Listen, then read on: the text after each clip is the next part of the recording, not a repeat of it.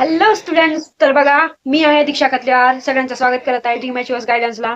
तर आपण खूप दिवसानंतर भेटलो, तर ओळखले की नाही सगळ्यांनी, विसरले वाटतायत. तर विसरू नका आम्हाला.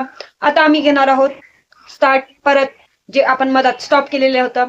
स्टार्ट करायचं म्हणजे काय, आपले जे स्टुडंट साठी नवीन कामं आलेत किंवा नवीन चेंजेस आलेत त्यांच्याबद्दल सांगण्याबद्दल.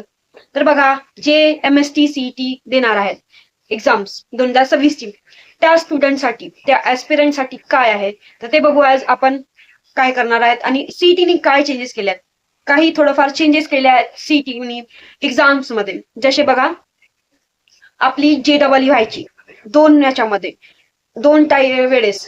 जसं एकदा एप्रिलला किंवा एकदा एप्रिलला तर व्हायचीच, पण जानला पण व्हायची. तसंच सीईटीने चेंजेस केले आपल्या एक्झाम शेड्यूल मध्ये. तर आपले जे PCM आहे आणि PCB आहे, त्या दोन्ही एक्झाम मध्ये शेड्यूल सगळं चेंज करून ते एकदा व्हायची आधी.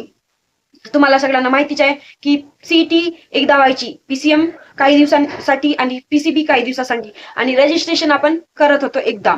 तर ते सगळं राहिलेलं नाही आणि सीईटीने त्यांच्या शेड्यूल सगळं चेंज केलेलं आहे. आता बघा कसं चेंज केलंय. एकदा PCM होईल स्टार्टिंगला, मग PCB होईल, आणि लगे काही दिवसांनी PCM PCB परत होईल. जसे PCM JEE होत होतं, तसंच PCM PCB होणार आहे. तर बघा, जे PCM देणारे स्टुडंट आहेत त्यांनी रजिस्ट्रेशन करू शकता. असं नाही की आता तुम्ही एकदा एक्झाम दिली तर सेकंड एक्झाम नाही देणार PCMची किंवा PCBची, किंवा दोन्ही एक्झाम देऊ शकत नाही. तर तुम्ही तसे काही नाही करू शकत. तुम्ही जसे JEE होत होती, डबल एक्झाम देऊ शकत होते, तसंच तुमची सीईटीची पण आहे एक्झाम. तुम्ही ह्या एक्झामलाही रजिस्ट्रेशन करू शकता, त्या एक्झामलाही देऊ शकता, किंवा दोन्ही मधून एक एक्झाम देऊ शकता, किंवा दोन्ही सुद्धा एक्झाम देऊ शकता.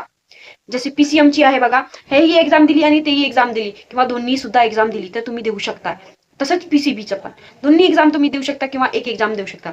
आता अजून मनात डाऊट आले असतील, काय हे ताई सांगत आहे, काय आम्ही परत दोघं एक्झाम देऊ शकतो, आम्ही दोघं एक्झाम दिल्यावर काय होते की आम्हाला स्कोर कसे देतील, ते मार्क कसे देणार आहेत, हे अजून प्रश्न पडतात तुम्हाला.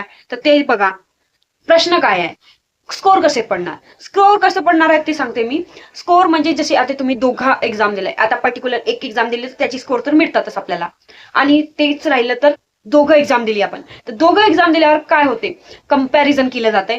कंपॅरिझन कसं केलं जाते, हे एक्झाम आणि ते एक्झाम म्हणजे दोन्ही फर्स्ट आणि सेकंड एक्झाम. आता एक्झाम्पल मध्ये घ्या, A आणि B एक्झाम मध्ये, दोन्ही एक्झाम मध्ये तुम्हाला एकमध्ये 35, एकामध्ये 45, किंवा जास्त घ्या, सॉरी मी कमी घेतले खूपच, तर तुम्ही वाढवू शकता, किंवा मार्किंग आले, तुमची स्कोर आली, तर तुमची A एक्झाम मध्ये कमी आली आणि B एक्झाम मध्ये जास्त आली, तर तुमची B एक्झामची स्कोर कार्ड कन्सिडर केली जाईल. म्हणजे जे A ची आहे ती कन्सिडर केली जाणार नाही, B ची कन्सिडर केली जाणार, कारण तुमचे त्याच मार्क जास्त आहेत.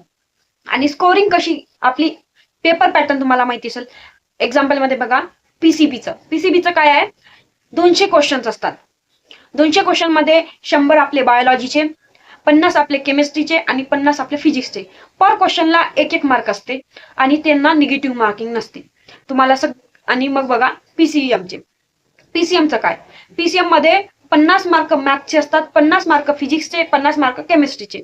आता तुम्ही बोला, आधी तिथे 200 क्वेश्चन, इथे हे, तर ते PCB आणि PCM दोन्ही 200-200 मार्काचे पेपर असतात, पण क्वेश्चन वेगळे वेगळे असतात. कारण जे PCM मध्ये आहे तिथले मॅथ आहे, ते एका क्वेश्चनला 2 मार्क असतात. ठीक आहे, समजलं असेल तर. एका क्वेश्चनला 2 मार्क, म्हणूनच ते 50 क्वेश्चन असतात. आणि आता बघा, हे सगळं झालं तुमचं पेपर. आता पेपर कशी दिलं, त्यांच्यानंतर स्कोर कार्ड आलं. स्कोर कार्ड कसं येते, तुमच्या मार्किंग अकॉर्डिंग नाही तर पर्सेंटाईल अकॉर्डिंग येतं. तुम्ही किती क्वेश्चन अटेम्प्ट केले आणि किती क्वेश्चन मध्ये तुमचे किती राईट आहे, त्या अकॉर्डिंग तुमची पर्सेंटाईल बनत असते. त्याच हिशोबाने तुम्हाला पर्सेंटाईल येत असतात स्कोर कार्ड मध्ये. आणि हे जे पेपर आहे आपला PCM PCBचं, ते कसे होत असतात, म्हणजे सॉरी, मला बोलायचं काय आहे, जे PCM PCB आहे त्यांना अजूनही निगेटिव्ह मार्किंग आलेली नाही आहे. म्हणजे जे आपलं जसं नीट आणि JEE आहे त्यांना निगेटिव्ह मार्किंग असतात, पण आपले जे CET आहे PCM PCBच्या, त्यांना निगेटिव्ह मार्किंग नसते. तर तुम्हाला होत असेल तेवढेच एक क्वेश्चन अटेम्प्ट करा, होऊ शकेल तर प्रत्येक क्वेश्चन अटेम्प्ट करून द्या.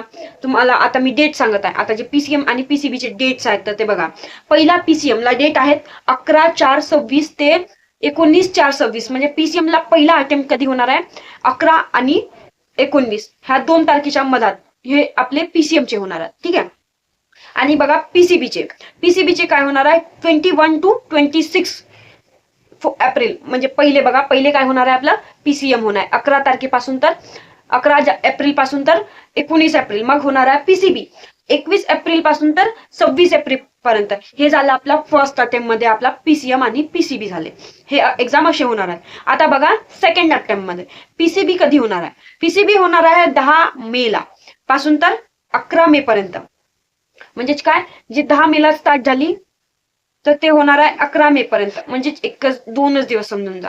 आणि त्याच्यानंतर बघा जे पीसीएम आहे ते 14 पासून तर 17 तारखेपर्यंत, 14 मे पासून तर 17 मे पर्यंत तुमची एक्झाम होणार आहे पीसीएमची. हे झालं सेकंड अटेम्प्ट. हे सगळं डेट लक्षात ठेवा, तुम्हाला सगळं हेल्प होईल. हे आता स्कोर कार्ड म्हणजे हे आल्या डेट्स तुमच्या पीसीएम पीसीबीच्या, तर हे तुम्हाला हेल्पफुल होतील. अजून बघा मागल्या इयर्सचे स्टुडंटचं काय इश्यू झालाय ऍडमिशनला. ग्रुपिंग. आता ग्रुपिंग म्हणजे काय, आता ग्रुपिंगचे प्रश्न पडले असेल की ताई ग्रुपिंग काय असते. ग्रुपिंग तर बघा, ग्रुपिंग काय असते, जे आपले कॅटेगरीचे स्टुडंट आहे त्यांना 120 आणि जे जनरलचे स्टुडंट आहे त्यांना 135 ची ग्रुपिंग असते. म्हणजे तिन्ही सब्जेक्ट मिळून त्यांचे तेवढे मार्क बनले पाहिजे, म्हणजे काउंट झाले पाहिजे. जसं पीसीएमचे घ्या, केमिस्ट्री फिजिक्स आणि मॅथचे तिन्ही सब्जेक्ट मिळून 120 कॅटेगरीवाल्या स्टुडंटसाठी आणि जनरलसाठी 135 बनले पाहिजे. आणि पीसीबीचे घेऊन घ्या, बायोलॉजी केमिस्ट्री फिजिक्स यांचे तेच तसंच कॅटेगरीचे 120 आणि जनरलचे 135 अशी ग्रुपिंग झाली पाहिजे.